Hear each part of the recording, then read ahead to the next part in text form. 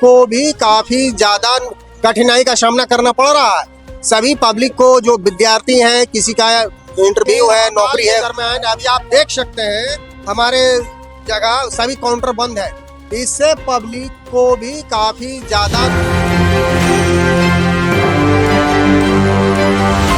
नमस्कार, आप देख रहे हैं इस वक्त एक न्यूज़ 24 और मैं हूं आपके साथ अन्य सहाय। एक बार फिर पहुंच चुके हैं गर्दनी बाग धरना स्थल पे, जहां पर आईटी कर्मियों की एक बड़ी तादाद में धरना प्रदर्शन चल रहा है और हम आपको दिखा सकते हैं कि कितने ज्यादा तादाद में यहाँ पर लोग बैठे हुए हैं। हम आपको सीधा प्रसारण दिखा रहे हैं इस वक्त गर्दनी बाग से, जहाँ पर भारी तादाद में लोग जो है वो धरने पर बैठे हुए हैं अपनी मांगों को लेकर के। और क्या मांगे हैं इनकी, इनसे जानेंगे और पूछेंगे कि आखिर यहाँ पर बैठे हुए क्यों हैं।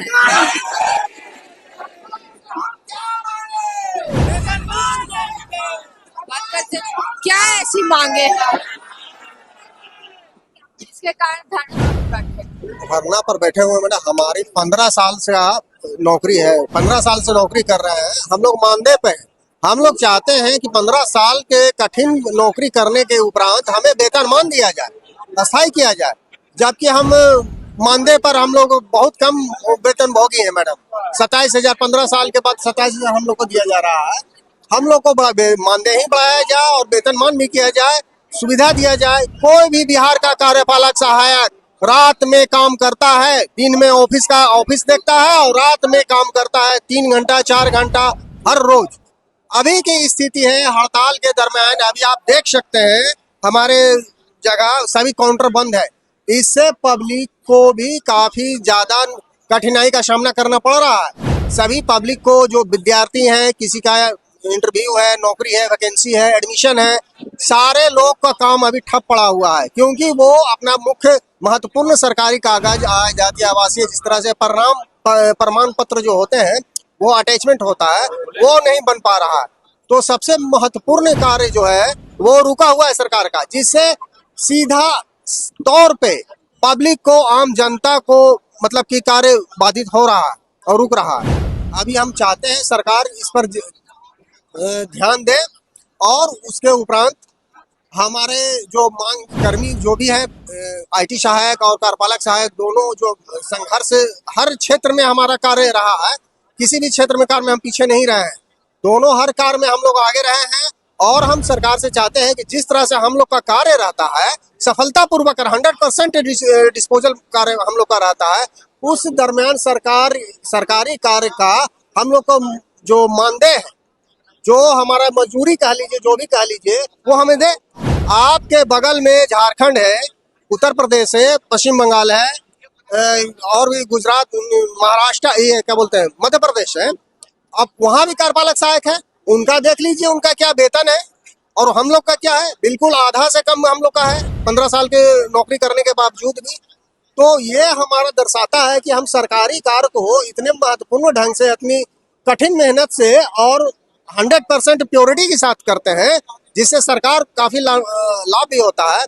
लेकिन हमारी जो ये दशा है वो समझिए कि पब्लिक को भी सारा कुछ सरकार इस बार दी है।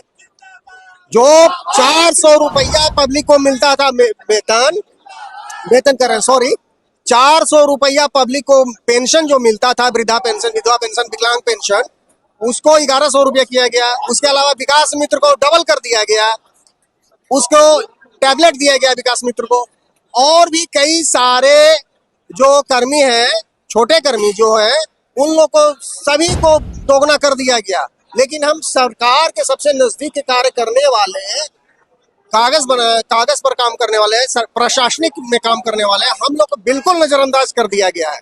तो हम सरकार से एकदम विनती करते हैं कि हमारी मांग को तुरंत इस चुनाव के पहले हम लोग को मांगे पूरी करें।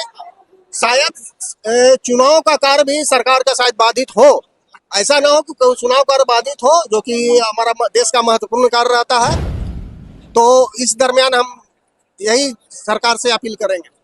देखिए, और भी लोग हैं यहाँ पर, जानेंगे उनसे कितनी तादाद में आप लोग यहाँ पर। हम लोग 8 से 10 हजार की तादाद में है। 8 से 10 हजार लोग। जी।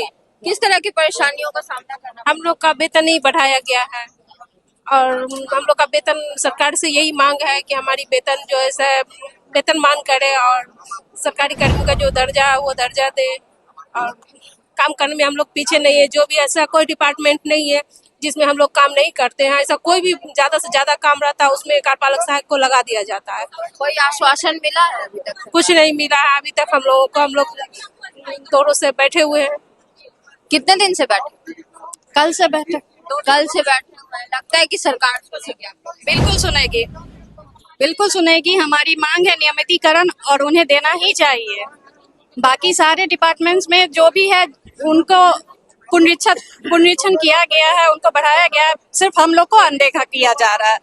तो आप लोग को अवॉइड किया जा रहा है। तो हम जानना चाहेंगे आपसे कि अगर आपकी बातों को नहीं सुना जाता है या माना जाता है तो आगे का एक्शन क्या होगा?